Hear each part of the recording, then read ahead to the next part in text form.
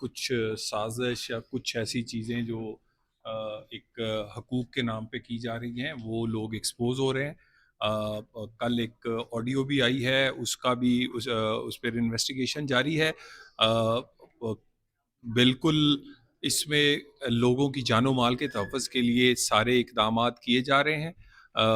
وفاقی حکومت نے بڑی سنسیئرلی ان تمام مطالبات پر غور و خوض نہیں بلکہ عمل درآمد بھی شروع کر دیا تھا. اس عمل درآمد کے ہوتے ہوئے یہ سب کچھ ہونا جو ہے یہ اس بات کی نشاندہی ہے کہ ان کا مقصد کچھ اور ہے.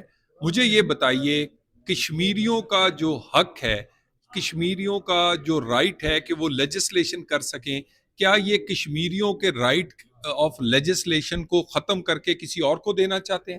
بالکل نہیں. جو ان کا حق ہے وہی کریں گے. اور باقی وفاقی حکومت کی طرف سے کوئی کمی نہیں چھوڑی گئی تھی.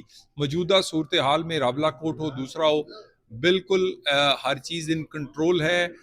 زیادہ تر کشمیر جو ہے وہ بالکل نارمل ہے. دیکھیے اس کے لیے ڈیٹیل ایک پریس ریلیز جو ہے وہ پولیس آزاد کشمیر کی پولیس کی طرف سے آ چکی ہے. اچھا سر، اسلام آباد میں ایک اسٹیڈیم بنانے کی بات کی گئی تھی، منسٹر صاحب نے کہا تھا اس اسٹیڈیم کے لیے کوئی بجٹ میں فنڈ مختص کیے جا رہے ہیں؟ دیکھیے بالکل وہ پروگرام میں شامل ہے، لیکن ابھی تک اس کے فنڈ جو ہیں وہ اس میں نہیں ہے. لیکن وہ اسی سال جو اگلا سال ہے اس میں اسٹیڈیم میں 3 ایسی جگہیں ہیں جس میں سے کسی ایک جگہ پر فائنل ہونے کے بعد وہ شروع ہو جائے گا. اچھا سر، جی بی میں آپ کی حکومت کو کیوں مسترد کیا ہے لوگوں نے، نون لیگ کو؟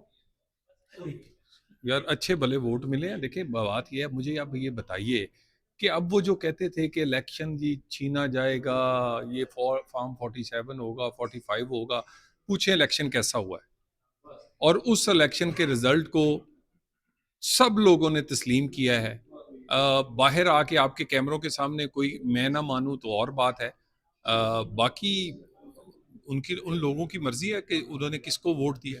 اچھا سر، کشمیر میں تازہ آپریشن ہوا ہے، اگلے مہینے ادھر بھی الیکشن ہے، آپ کے ساتھ جو بھی کشمیر والے بھی ووٹ دیں گے، ووٹ سے بننے والی حکومت، ووٹ سے ہونے والا الیکشن ہمیں قابل قبول ہمیشہ ہوتا ہے. اچھا طلال صاحب، کشمیر میں جو موومنٹ چل رہی ہے یا بدامنی پھیلائی جا رہی ہے، اس میں کوئی غیر ملکی عناصر کا بھی کوئی تانے بانے ملے؟ دیکھیے یہ کوئی آئسولیشن میں تو نہیں ہے یہ سب کچھ. اس کا کوئی مقصد ہے. اس کا مقصد آپ یہ دیکھ لیں کہ ڈیفینیٹلی کشمیر کا یہ جو کاز ہے، کشمیر میں جو پھر یہ بدامنی ہے، کشمیر جو پاکستان کا میں بڑا ہی سیٹل پرامن تھا، اس کو یہاں تک لے کر آنے میں یہ نہیں ہو سکتا کہ اس کے تانے بانے یا اس کی کوئی کنیکشنز کہیں اور نہ ہوں. اور جو گفتگو کل سامنے آئی ہے اور جو اس سے پہلے کچھ رپورٹس ہیں، اور اس کے بڑی بات کہ مطالبات پر غور نہیں بلکہ عمل درآمد شروع تھا، اور عمل درآمد زیادہ تر مطالبات پہ ہو چکا تھا اور کچھ پہ ہو رہا تھا. اس کے باوجود یہ سٹرائک جلاؤ گھراؤ کے مقاصد تو ہیں، لیکن یہ لوگ خود ایکسپوز ہو رہے ہیں. یہ بتا دیں وفاقی حکومت اس حوالے سے کوئی مقدمہ درج کرنے جا رہی ہے تاکہ یہ سازشیں نہ کریں؟ یہ دیکھیں جو بھی یہ ہوا ہے یہ ان کے خود لوگوں نے کیا ہے، اسٹیٹ فائرنگ کی ہے.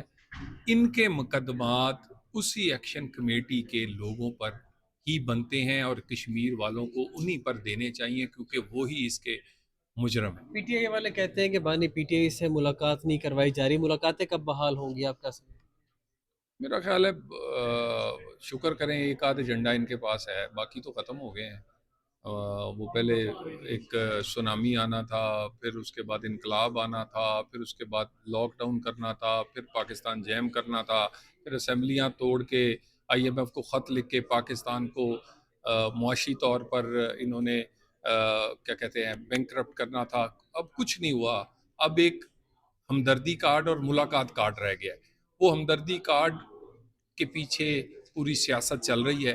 ملاقات ڈکٹیٹ نہیں ہو سکتی، ملاقات ان کی مرضی سے بھی نہیں ہو سکتی. ملاقات ہو سکتی ہے تو جیل حکام کے مینول کے تحت ہو سکتی ہے، اور وداؤٹ ڈکٹیشن ہوگی. اس کے علاوہ ڈکٹیشن پہ ملاقات نہیں ہو تو سکتی. عمل درآمد نہیں ہو رہا، وہ کہہ رہے ہیں نہ عدالتی آرڈر پہ ہو.